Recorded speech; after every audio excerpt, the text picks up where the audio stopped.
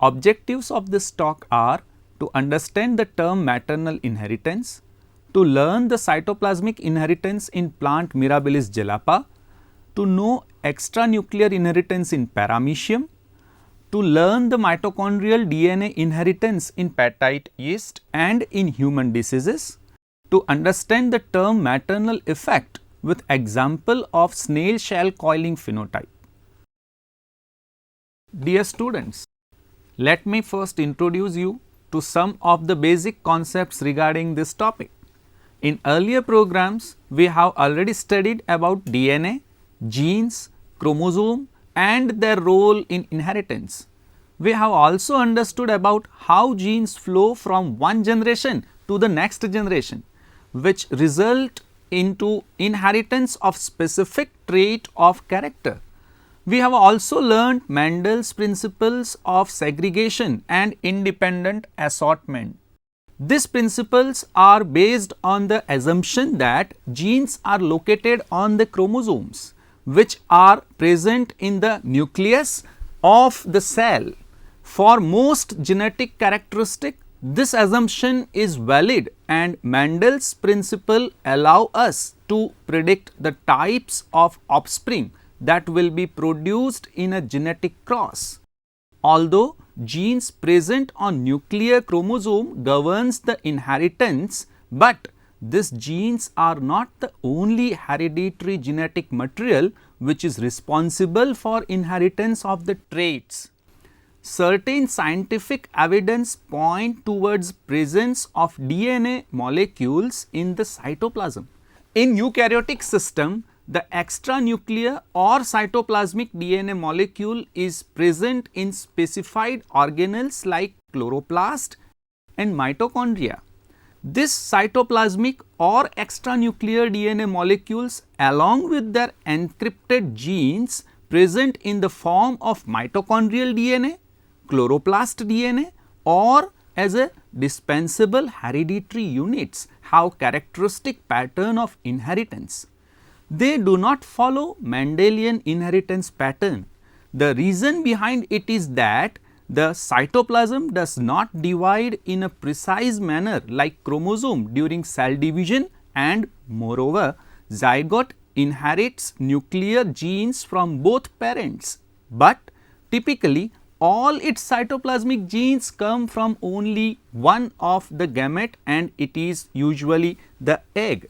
A sperm or pollen generally contribute only a set of nuclear genes and not the cytoplasmic genes from the male parent. In this case, cytoplasmically inherited traits are passed from mother to offspring and never from father to offspring. The inheritance of these cytoplasmic genes encoded traits or inheritance of non-nuclear DNA molecules encoded traits are known as non-Mendelian, non-chromosomal, extrachromosomal, extranuclear, maternal, uniparental, cytoplasmic, mitochondrial or chloroplast inheritance. Cytoplasmically inherited characteristics frequently exhibit extensive phenotypic variation. As previously mentioned, the reason behind it is that no mechanism analogous to mitosis or meiosis ensures uniform distribution of cytoplasmic gene in cell division. Thus, different cells and individual offspring will contain various proportions of cytoplasmic genes. Let us take the mitochondrial genes as an example. Most cells contain thousands of mitochondria and each mitochondrion contain 2 to 10 copies of mitochondrial DNA. Suppose that half of the mitochondria in a cell contain a normal wild type copy of mitochondrial DNA and the other half contain a mutated copy. In cell division, the mitochondria segregate into progeny cells at random. Just by chance, one cell may receive mostly mutated mitochondrial DNA and the other cell may receive mostly wild type mitochondrial DNA. In this way, different progeny from the same mother and even cells within an individual offspring may vary in their phenotypes. Traits encoded by chloroplast DNA are similarly variable. There are number of well established examples of chloroplast and mitochondrial inheritance available, and some of the important ones are discussed here. Let us see the inheritance of chloroplast gene and variegation in 4 o'clock plant, that is Mirabilis jalapa. In 1909, cytoplasmic inheritance was recognized by Dr. Carl Correns as an exception to Mendel's principles. Dr. Correns, one of the biologists who rediscovered Mendel's work, studied the inheritance of leaf variegation in the 4 o'clock plant Mirabilis jalapa. The first clue indicating something unusual in Mirabilis jalapa was that the inheritance of its leaf color phenotype did not obey Mendel's laws. In Mendel's experiments, it made no difference irrespective of which parent carried which phenotype.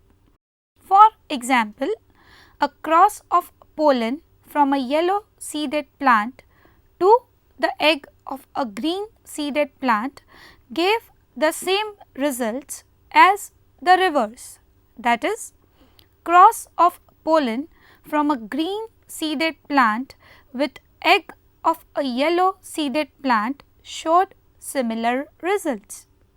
In other words, we can say that if trait obeys Mendel's law, then reciprocal cross should show similar results.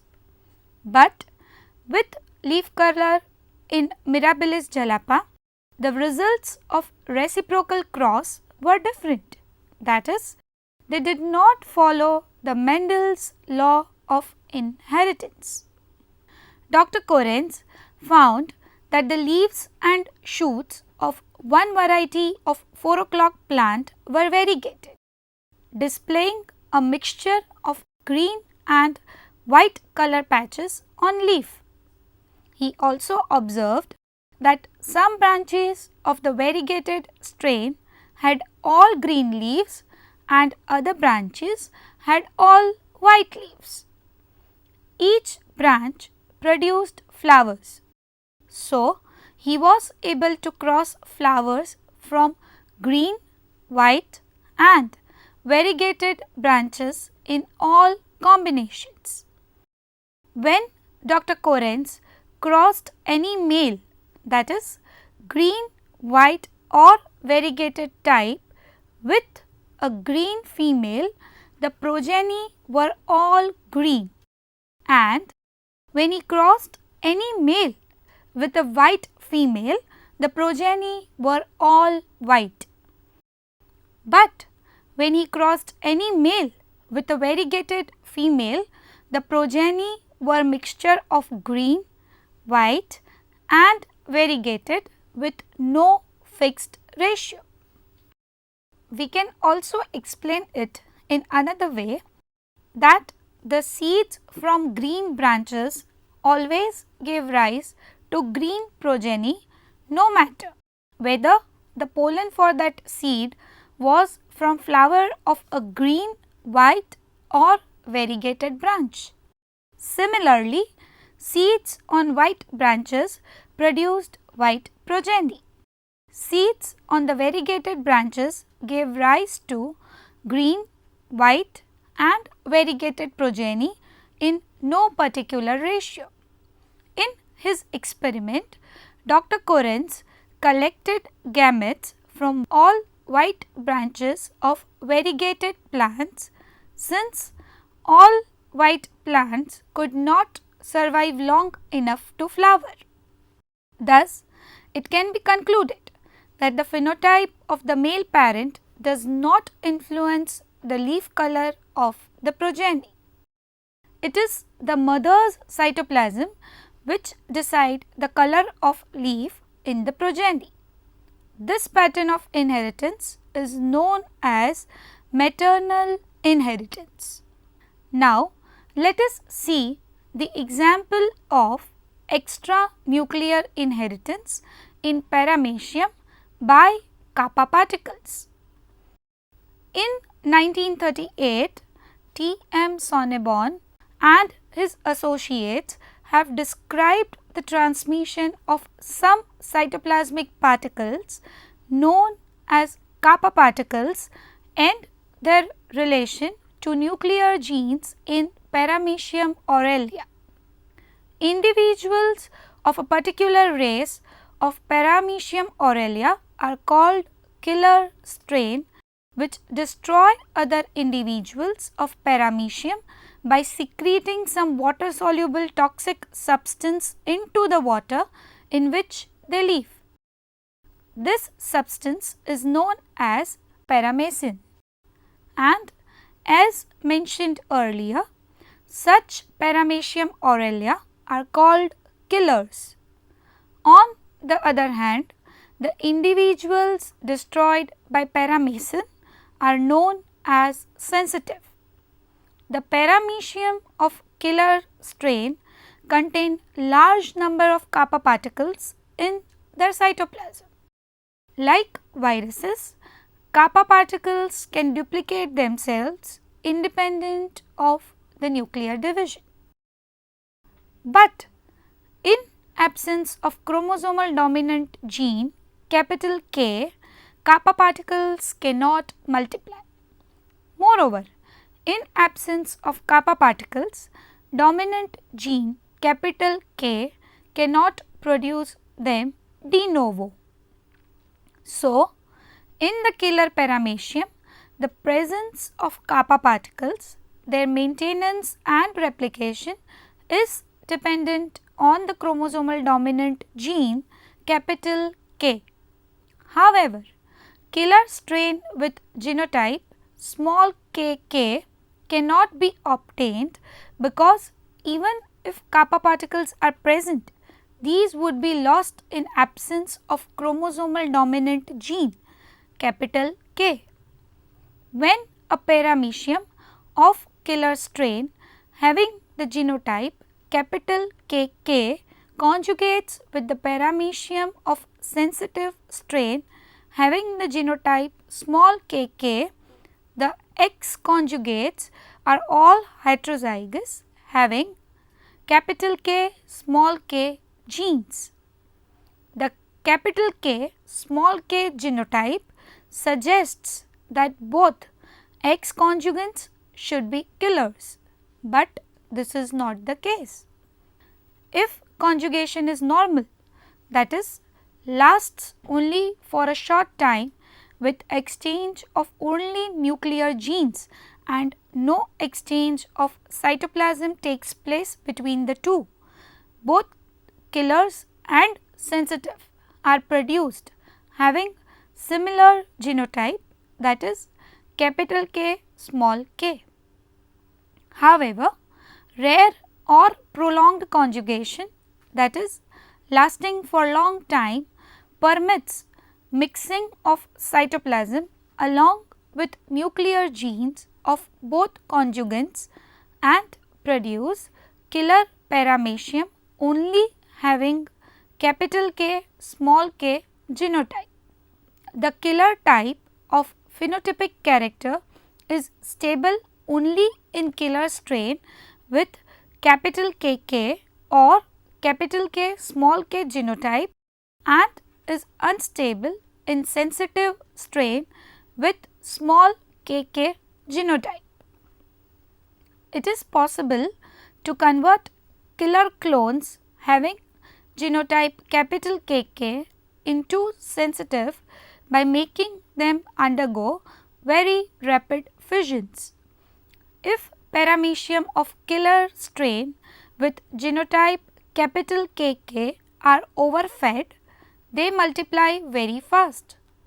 On the other hand, the kappa particles fail to multiply very fast and are unable to keep pace with the rapid fission of the paramecium body.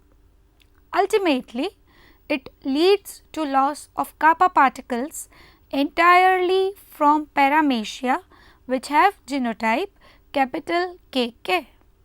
The dominant gene capital K present in their genotype is unable to initiate the production of kappa particles, but can simply maintain them if these are already present or are introduced.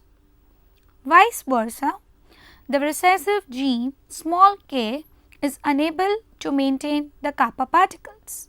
If kappa particles are introduced into a sensitive paramecium having gene small kk, these are lost without producing any change in the phenotypic characters of the sensitive paramecium.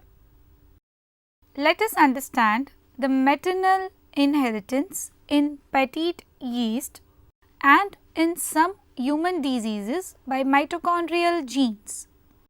Mitochondria from a variety of organisms ranging from yeast to humans are subject to alterations in their genetic material, that is DNA. These mutations cause phenotypic changes that are inherited in a non-Mendelian fashion. One classic example of a mitochondrial genetic defect first described by Boris Efroussi and his colleagues in 1949 affects the baker's yeast Saccharomyces cerevisiae. It causes cells to grow very slowly and to form small colonies. Therefore, afflicted yeast strains are called petite. The petite mutants are classified into following types: segregational petite forms which are developed due to mutation in the nuclear gene. They follow Mendelian segregation and hence are known as segregational petite. The non-segregational petite forms are developed due to loss or modification of mitochondrial genes. The cytoplasmic factor Rho is responsible for petite character and is located on mitochondrial DNA. There are two types of non-segregational petite. Number 1, neutral petite with no Rho factor, and number 2, suppressive petite with a defective Rho factor. Neutral and suppressive petite show non-Mendelian inheritance and are assumed to be caused by a cytoplasmic factor Rho. Is Rho really a mitochondrion? How do we know? Let us see that Efroussi showed the mitochondria of petites to be abnormal. They lacked some of the cytochrome proteins, that is A1, A3 and B, that help mitochondria to generate ATP.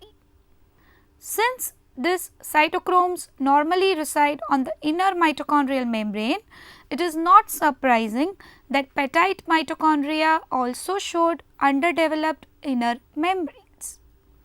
It is also not surprising that yeast strains bearing such crippled mitochondria formed small colonies. If mitochondria cannot make ATP, the yeast cell must depend on the much less efficient process of fermentation or anaerobic respiration for its energy. This would naturally lead to slow growth. Moreover, due to dependency on fermentation for its energy, they are less sensitive or insensitive to inhibitors of aerobic pathway. Of course, these mitochondrial defects alone do not prove that the genetic lesion lies in the mitochondrion itself, because many mitochondrial proteins are encoded in the nucleus and imported into the mitochondria. Therefore, a defective mitochondrial protein more likely reflects a nuclear mutation than a mitochondrial one. However, after the discovery in the 1960s that mitochondria contain their own DNA, it became possible to compare directly the DNAs of normal and petite mitochondria. The differences are obvious, and it is suppressive petite mitochondrial DNA that has suffered rearrangements, deletions and duplication, and it is always incomplete. Neutral petite contain no mitochondrial DNA at all. These data strongly suggest that the mitochondrial DNA defects are a direct cause of the petite phenotype. Now, let us see some examples of human diseases that occurs due to mutation in mitochondrial DNA. In human, the mitochondria is inherited from mother through egg in the progeny. A number of rare human diseases that exhibit cytoplasmic inheritance due to defect in mitochondria have been identified. These disorders arise from mutations in mitochondrial DNA, most of which occur in genes encoding components of the electron transport chain involved in the generation of ATP in aerobic cellular respiration. One such disease is Leber hereditary optic neuropathy, abbreviated as LHON. Patients who have this disorder experience rapid loss of vision in both eyes, resulting from the death of cells in the optic nerve. This loss of vision typically occurs in early adulthood, usually between the age of 20 and 24, but it can occur any time after adolescence. Many missense mutations in the mitochondrial genes for the proteins like ND1, ND2, ND4, ND6, cytochrome B, etc. leads to LHON. These proteins are included in mitochondrial oxidative phosphorylation enzyme complexes. There is much clinical variability in the severity of the disease even within the same family. It appears that death of the optic nerve in LHON is a common result of oxidative phosphorylation defects, which is brought about by the inhibition of the electron transport chain. Leber hereditary optic neuropathy exhibits cytoplasmic inheritance, and the trait is passed from mother to all children, thus exhibiting maternal inheritance. Another example is myoclonic epilepsy and ragged red fiber disease. The affected individuals exhibit dementia, deafness and seizures. The mitochondria of these individuals are abnormal in appearance. The disease is caused by a single nucleotide substitution in the gene for tRNA for amino acid lysine. The mutated tRNA has a detrimental effect on mitochondrial protein synthesis, and it leads to various phenotypes of the disease.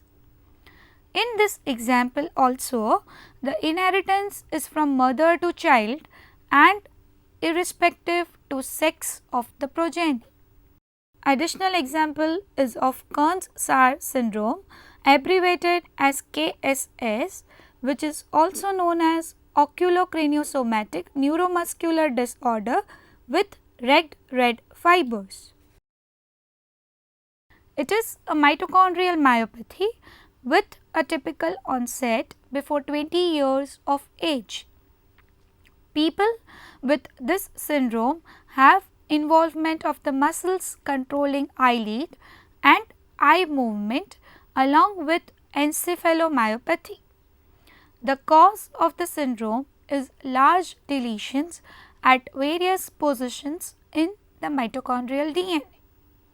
One model is that each deletion removes one or more tRNA genes whose products are essential for mitochondrial protein synthesis. This leads to development of the syndrome and essentially showing maternal inheritance. Now, let us understand about shell coiling of snail, Limnaea peregra, and maternal effects.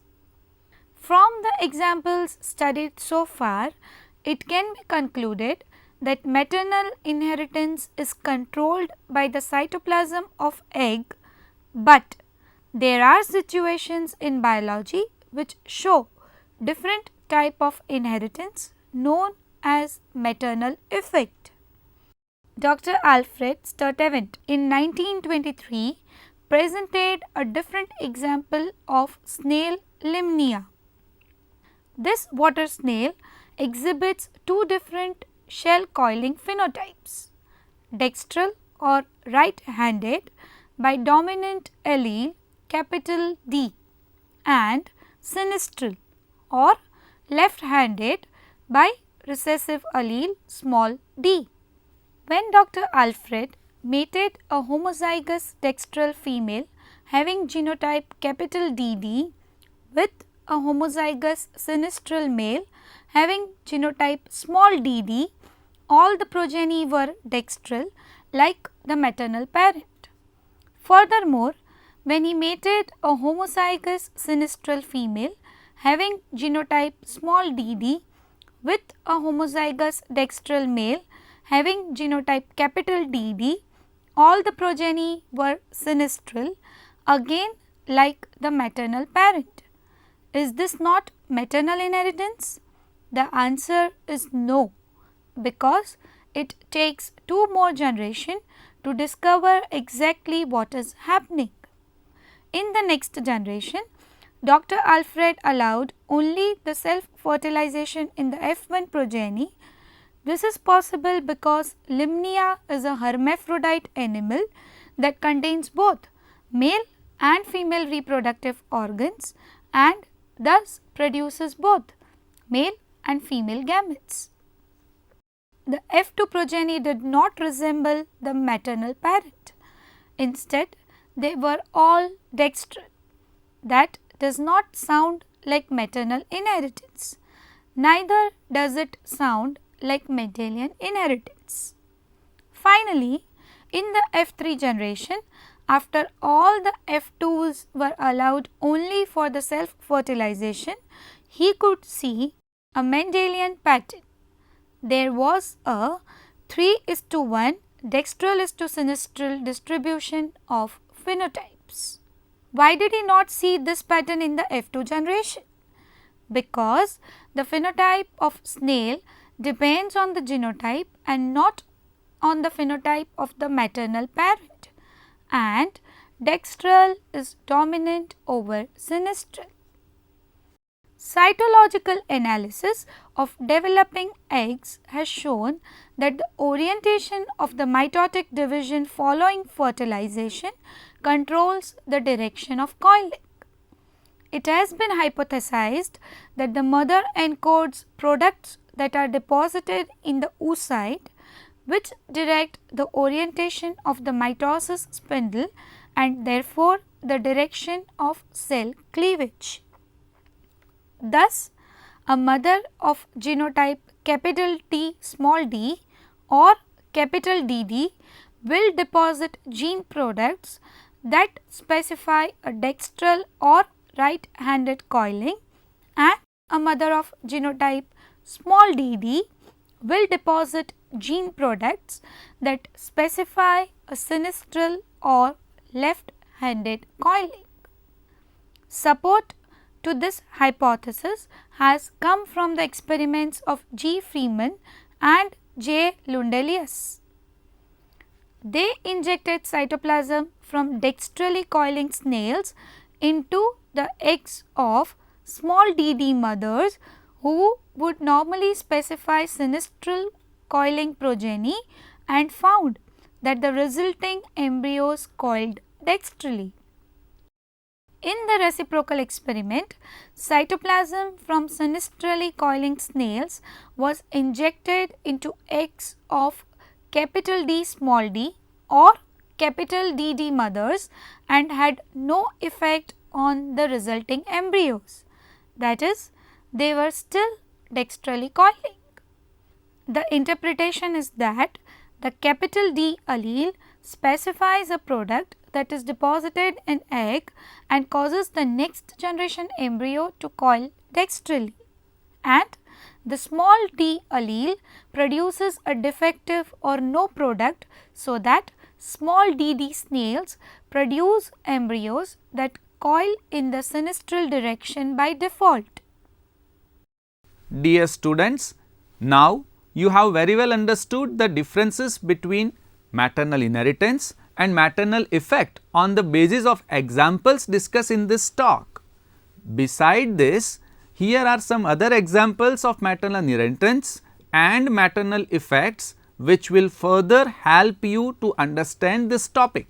Other examples of maternal inheritance are: number 1, extranuclear inheritance by mitochondria in Pocky strain of Neurospora; 2, male sterility in plant due to mitochondrial inheritance; 3, inheritance of IJEP characteristic, that is contrasting strips of green and white color on leaves by gene small I small j located on chromosome 7 in corn; 4, dispensable hereditary unit like sigma virus in Drosophila; 5, aminoglycoside antibiotic induced deafness, that is AAID, a human mitochondrial inheritance disorder.